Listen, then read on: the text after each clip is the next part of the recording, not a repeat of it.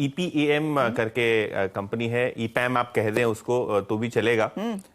और IT company की specifically बात करें तो आज आईटी कंपनियों को बुखार इसके लिए आया है क्योंकि ईपैम को छींक आई है।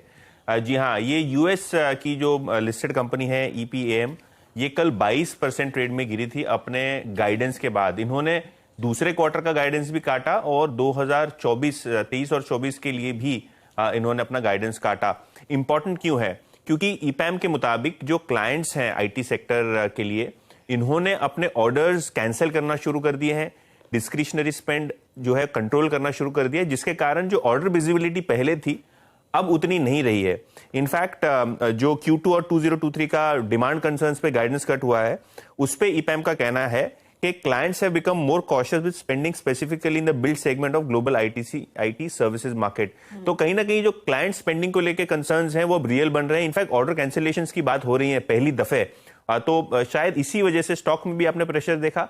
और अगर हम ब्रोकरेजेस की माने, जैसे कोटक ने आज एक नोट निकाला है, कहीं ना कहीं जो डिस्क्रिशनरी स्पेंड स्लो डाउन है, कोटक को लगता है इससे आईटी सेक्टर इंडिया का नहीं बच सकता। तो ये ग्लोबल फिनोमिनन है, ये एक्सपेक्टेड था कि डिमांड स्लो डाउन होगा। और कोटक को लगता है जिस हिसाब से इंडिकेशंस आ रहे हैं यूएस की डिजिटल आईटी कंपनीज से, तो शायद इस पे भारतीय कंपनियों के लिए भी असर देखने को मिले।